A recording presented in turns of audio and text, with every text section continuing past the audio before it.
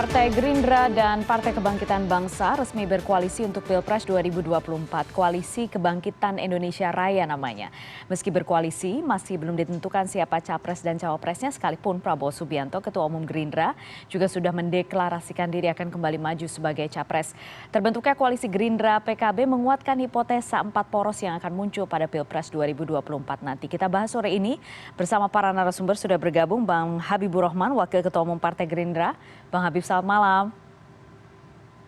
Assalamualaikum warahmatullahi wabarakatuh. Waalaikumsalam warahmatullahi wabarakatuh. Terima kasih banyak malam hari ini sudah bergabung. Ada Mas Ray Rangkuti, Direktur Eksekutif Lingkar Madani Indonesia. Mas Ray, selamat malam. Selamat malam. Terima kasih sudah bergabung. Pertama saya ke Bang Habib dulu. Bang Habib, selamat dulu. Sudah beberapa kali komunikasi, akhirnya resmi berkoalisi. Menurut Anda ini momen yang tepat ya? Ya, tentu ini sebuah proses yang berjalan ya. Kita tahu beberapa waktu yang lalu Caimin ada main ke rumah orang tuanya Pak Prabowo ya yang di Kartanegara. Lalu ada momen kita mendaftar pemilu bersama ya, pemilu legislatif.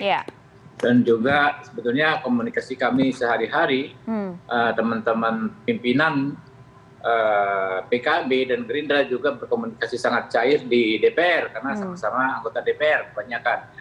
Dan tadi salah satu puncak daripada kerjasama intensif kami yaitu deklarasi koalisi untuk memenangkan pemilu pemilu serentak 2024 mendatang.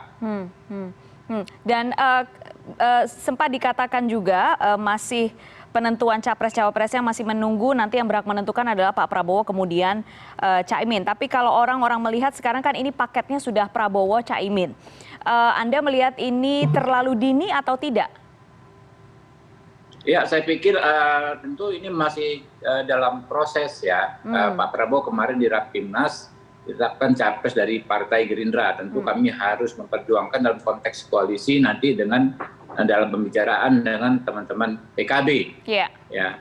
Dan pemilu juga ya nggak terlalu dekat, nggak terlalu lama. Kita masih ada waktu yang sangat cukup ya untuk mematangkan kembali koalisi ini sampai akhirnya menentukan capres dan cawapres. Bahkan juga mungkin menentukan penambahan anggota koalisi dari partai mana saja.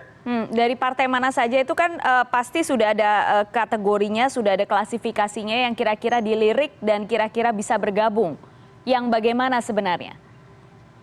Ya, sebetulnya sebagaimana disampaikan oleh Pak Prabowo dalam 2 hari berturut-turut ya, bahwa saat ini kami Partai Gerindra mengedepankan persatuan. Ya. Pak Prabowo bahkan mention semua mantan presiden hingga presiden saat ini ya, lalu semua partai kami memiliki hubungan yang baik. Jadi sebenarnya tidak ada satu partai pun yang kami jadikan sebagai musuh atau kami tolak untuk berkoalisi. Nah, tinggal komunikasinya ya, ini komunikasinya kami terus jalin ya, dan kita nanti akan mendiskusikan dengan PKB. Apakah ada penambahan partai baru atau tidak. Oke, Bang Ray, Anda pertama kali mendengar koalisi Gerindra PKB, apa yang terbersit di pikiran Anda? Ya, yang terbersit itu adalah Pak Prabowo sebagai calon presiden dan wakil presidennya belum tentu siapa gitu, belum jelas siapa gitu. Meskipun banyak di luar berkembang suara yang menyatakan calon presidennya itu adalah Caimin. Tentu menurut versi orang-orang yang dekat dengan Caimin atau setidaknya mungkin itulah skenario yang ingin dibangun oleh PKB, di mana calon presidennya adalah Pak Prabowo, calon wakil presidennya adalah Caimin. Tapi saya tidak terlalu yakin dengan format ini gitu. Kalau Pak Prabowo disandingkan dengan Caimin, saya tidak melihat peluang mereka cukup bagus di pangsa pemilu ya. Kenapa? Tapi kalau misalnya Pak Prabowo dicalonkan, ya setidaknya dilihat dari berbagai survei di mana keduanya dipasangkan, ternyata elektabilitasnya tidak terlalu bagus ya. Karena pada kelihatannya tidak banyak, ini kan pertemuan dua yang saling tidak memberi sumbangan gitu. Jadi Pak Prabowo misalnya sepertinya terhenti di angka sekitar 15, mungkin paling jauh itu 20%. Bagaimanapun Pak Prabowo membutuhkan figur calon wakil presiden yang betul-betul dapat mendongkrak ya suara beliau untuk bisa meraih suara terbanyak dalam Pilpres 2024 yang akan datang. Menurut Anda Muhaimin Iskandar tidak bisa mendongkrak itu? Ya sejauh ini kan kalau kita lihat survei penerimaan Caimin terhadap posisi entah itu RI 1 atau RI 2 itu relatif rendah. RI 1 bahkan di bawah 3% kan. Untuk RI 2 beliau sekiranya masih di posisi ketiga atau keempat gitu. Jadi masih relatif cukup jauh ya. Kalaupun misalnya Caimin dan Prabowo dihubungkan untuk dapat mendongkrak suara atau perolehan suara Pak Prabowo yang kelihatan agak stagnan di maksimal ya dugaan saya di angka 20%. Jadi kemenangan Pak Prabowo sangat tergantung kepada siapa calon wakil presiden mereka. Kalau calon wakil presiden mereka adalah calon atau figur yang tidak memberi sumbangsi suara yang signifikan, ya tingkat kemenangannya menjadi rendah. Oleh karena itu saya sih melihatnya Pak Prabowo ataupun setidaknya Gerindra tidak akan buru-buru menetapkan siapa calon wakil presiden, meskipun paket utamanya adalah Pak Prabowo sebagai calon presiden. Yeah. Tapi untuk wakil presiden selalu akan tersedia kemungkinan untuk mendapatkan figur yang katakanlah dapat betul-betul mendongkrak suara Pak Prabowo. Nanti dulu gitu ya. Tapi dari beberapa diskusi yang nanti dulu oke. Dari beberapa diskusi yang sudah pernah kita lakukan bersama-sama juga, sebenarnya memang faktor wakil presiden ini akan sangat menentukan di Pilpres 2024. Hitung-hitungannya Gerindra seperti apa, Bang Habib? Ya, pertama saya sedikit mengoreksi ya, terserah Bung Rey berpendapat, tapi kami juga bicara elektabilitas Pak Prabowo bukannya stagnan tapi stabil. Stagnan itu kalau ada di papan bawah klasemen atau papan tengah, tapi kalau selalu ada di on top of the table, tidaknya 3 besar 2 besar, bahkan baru-baru ini LPS nomor 1 ya, itu namanya stabil. Sehingga memang siapapun capres, capres saat ini tentu menghitung-hitung cawapresnya pasti diharapkan membawa juga sokongan kekuatan sehingga bisa semakin meyakinkan pasangan ini akan bisa menang. Tapi ini kan prosesnya masih cukup lama. Kalau kita ingat di 2 pemilu bahkan 3 pemilu terakhir itu beberapa bulan sebelum pendaftaran itu sangat menentukan. Kita masih ada sekitar 500 hari kalau nggak salah ya. Jadi masih banyak sekali waktu, masih banyak dinamika yang terjadi, ya, tapi yang jelas komitmen kami, ya, Partai Gerindra untuk bekerja sama dengan PKB dalam satu paket koalisi itu yang sudah pasti. Udah pasti, oke ya, bungkus itu ya berarti ya. Bang Habib, tapi ya itu kan artinya paket ini sebetulnya bukan paket capres dan cawapres. Iya. Paket ini adalah paket koalisi partai politik. Jadi bukan koalisi capres dan cawapres.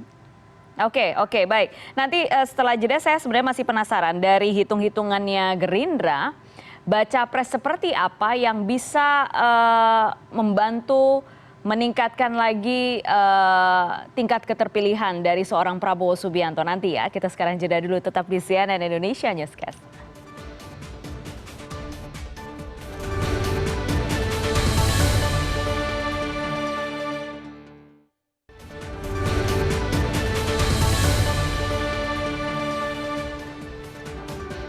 Terima kasih masih bersama kami di CNN Indonesia Newscast. Kami masih membahas yang lagi hangat dibicarakan sepanjang 2 hari terakhir, yaitu koalisi Partai Gerindra dan Partai Kebangkitan Bangsa dengan 2 narasumber, Habibur Rahman, Wakil Ketua Umum Partai Gerindra, dan Ray Rangkuti, Direktur Eksekutif Lingkar Madani Indonesia. Tadi sudah berbicara tentang koalisi partai politik, sudah ditegaskan untuk pasangan capres dan cawapres yang akan diusung oleh koalisi Kebangkitan Indonesia Raya ini masih belum ditentukan. Tadi Bang Habib menyatakan masih ada sekitar 500 hari, masih ada waktu. Tapi bagaimanapun sudah ada lampu hijau terutama juga dari istana karena Presiden Jokowi sudah memberikan restu. Kita lihat pernyataan beliau.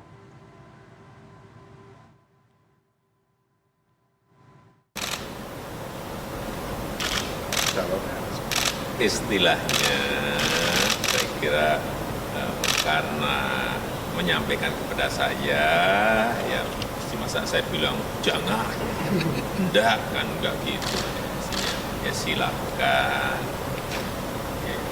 demokrasi kita kan memang harus disampaikan seperti itu. Nggak mungkin presiden ada misalnya menteri yang ke saya untuk menyampaikan itu, kemudian saya bilang tidak.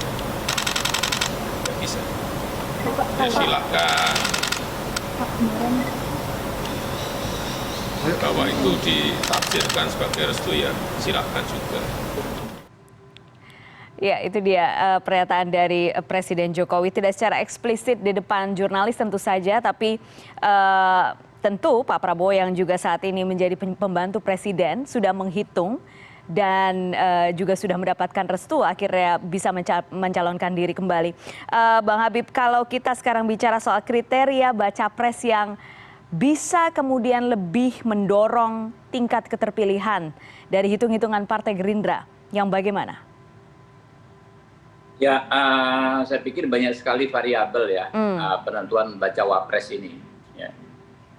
Tentu kalau secara simpel belajar dari pemilu-pemilu sebelumnya, Pak Prabowo latar belakangnya adalah partai quote and quote nasionalis ya, sehingga akan lebih kuat jika bacawa presnya berlatar belakang partai yang religius. Ya. Kemudian juga mungkin nanti juga didiskusikan soal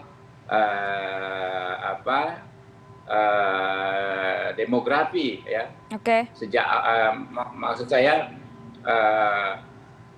kedaerahan ya, misalnya dari suku mana dan lain sebagainya, tentu bisa saling melengkapi. Lalu juga soal latar belakang sipil militer. Ya.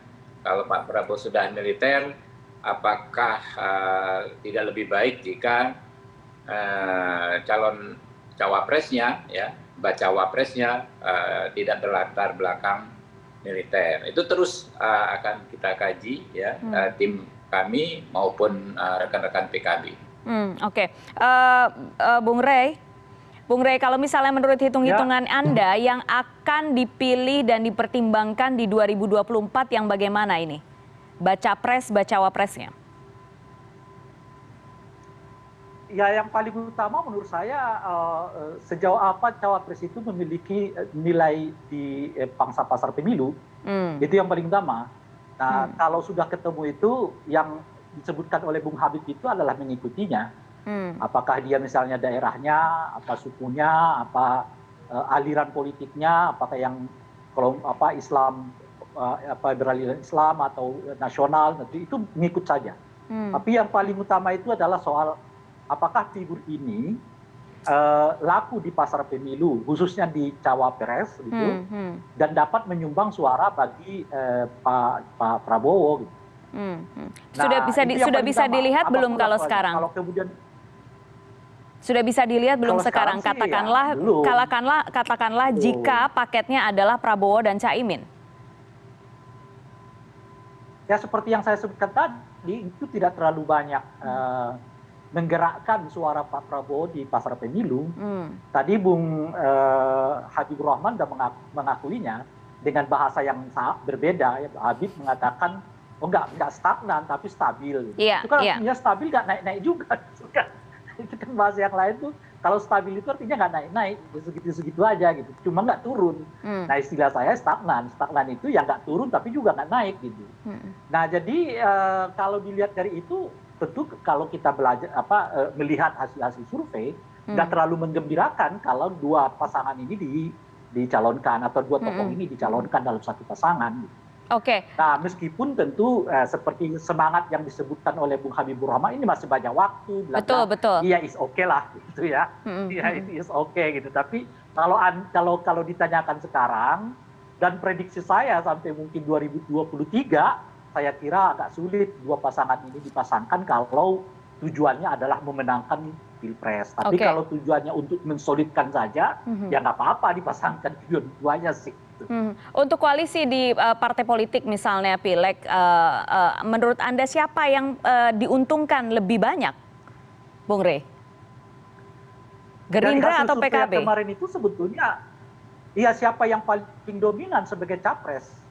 Mereka sebetulnya yang akan paling banyak meraih suara. Ya? Kalau kita belajar dari Iya, kalau kita belajar dari Pilpres 2019 yang lalu, relatif yang banyak menangguk suara kenaikan itu adalah PDI dengan Gerindra. Iya, Yang lain iya sih betul. lebih relatif ya, stabil lah. Kalau Dengan bahasa ketokohan Bung kuat Habib itu tadi ya? stabil, jadi nggak naik Hmm. dengan ketokohan itu. Jadi kalau misalnya Gerindra mendorong Pak Prabowo, wakil presidennya misalnya Caimin, saya sih udah mengatakan 80% kotel efeknya itu pasti ke Gerindra gitu. Tapi kalau misalnya Prabowo mencalonkan calon yang lain, ya bisa saja itu akan berbagi, tetapi itu akan memberikan sumbangan yang mungkin agak bagus bagi capresnya gitu. Jadi ini tinggal dipilih, mau menaikkan suara parpolnya gitu kan, atau mau menaikkan suara capresnya gitu.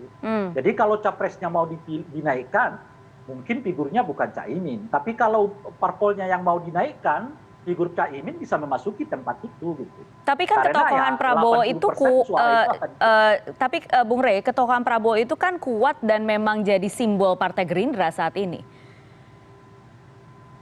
itu justru karena itu. Tapi kalau beliau mendapatkan wakil presiden yang lain, ya boleh jadi kemudian kotel efeknya itu berbagi dengan partai politik yang kuat basisnya. Gitu. Dalam bahasa yang lain begini, kalau misalnya Pak Prabowo dipasangkan dengan Puan lah misalnya begitu, saya kira akan berbagi. Gitu. Tapi kalau dipasangkan dengan Caimin, Gerindranya akan meraup suara yang positif, yang bagus gitu. Tapi Pak Prabowo-nya sendiri nggak terlalu signifikan mendapatkan suara kalau itu gitu. Tapi kalau dipasangkan dengan Puan, mungkin suara Pak Prabowo naik, tapi ya partainya tidak akan terlalu banyak mendapatkan kotel efeknya dari duet itu gitu. Nah sekarang ya tinggal Gerindra mau pilih yang mana, mau membesarkan partainya atau memperoleh suara di Pilpres itu, atau ya mencoba menggabungkan dua-duanya, ya Pilpresnya dapat, legislatifnya juga dapat gitu. Tapi yang untuk kedua ini, saya belum mendapat, yang ketiga ini saya belum mendapat formulanya. Mungkin Bang Habib sudah punya jawaban formulanya nih, jangan-jangan. Bang Habib. Ya, saya perlu sampaikan pertama, nggak perlu debat khusus soal stabil dan stagnan. Tapi kalau mau pakai istilahnya Bung Rey, misalnya dikatakan stagnan, berarti calon-calon yang lain lebih stagnan lagi dari Pak Prabowo. Karena kalau di rata-rata, saya yakin tentu elektabilitas Pak Prabowo tetap tertinggi. Nah, jadi ini soal stabil tadi. Nah, lalu soal kotel efek, saya mau koreksi juga Bung Rey. Ya. 2019 nggak terbukti yang namanya kotel efek. Gerindra dari 75 hanya mendapat tambahan 5 kursi, ya 3 bahkan dia menjadi 78 kursi sebagai pemimpin, dapat dikatakan misalnya pemimpin koalisi. Karena partai-partai lain yang ada bersama Gerindra mendapatkan peningkatan yang cukup signifikan. Jadi namanya politik pileg dengan politik pilpres itu berbeda. Kalau orang pernah ikut pemilu ya secara langsung, apalagi menjadi caleg, situ ada faktor ketokohan pribadi, faktor kekeluargaan, faktor daerah dan lain sebagainya, yang tentu berbeda, memang berpengaruh, tapi tidak signifikan sebagaimana diramalkan orang sebelum pemilu 2019. Nah, sehingga ini menjadi adil bagi semua partai yang akan mengusung capres dan cawapres koalisi. Siapa yang bekerja lebih baik akan mendapatkan manfaat yang lebih baik di konteks pilegnya. Dan itu maksud Anda juga siapapun yang nanti akan bergabung di koalisi Kebangkitan Indonesia Raya ini dipastikan mereka juga akan mendapatkan kotel yang kurang lebih sama gitu. Pasti. Dan kalau kita lihat betapa fairnya Pak Prabowo dengan kawan-kawan koalisinya, ya, betapa adilnya Pak Prabowo sama rekan-rekan kerjanya selama ini, beliau ketika berkoalisi tidak menganakmaskan partainya sendiri, ya, berbagi di daerah tersebut, mendukung juga caleg-caleg dari partai lain, ya, sehingga semua yang mendukung Pak Prabowo ya pasti merasakan betapa fairnya beliau dalam berbagi share politik gitu ya. berbagi manfaat politik dari event pencalonan tersebut. Oke, baik. Kita nanti akan terus melihat perkembangannya seperti apa, sama yang disampaikan oleh Bang Habib, ini masih panjang, masih jauh, masih sangat cair, masih terus berubah, apalagi untuk menentukan pasangan capres dan cawapres. Bung Ray Rangkuti, terima kasih banyak malam hari ini sudah bergabung. Bang Habib, terima kasih banyak. Sekali lagi selamat atas koalisinya, semoga bisa segera menambah ya. Dalam waktu dekat ya mungkin ya. Ya. Terima kasih banyak. Kebangkitan Indonesia Raya. Oke, baik. Terima kasih banyak. Selamat malam Bapak-bapak. Sehat selalu. Siap. Dan Istana Merdeka Jakarta tengah bersiap menyambut upacara detik-detik proklamasi pada 17 Agustus mendatang. CNN Indonesia Newscast segera kembali.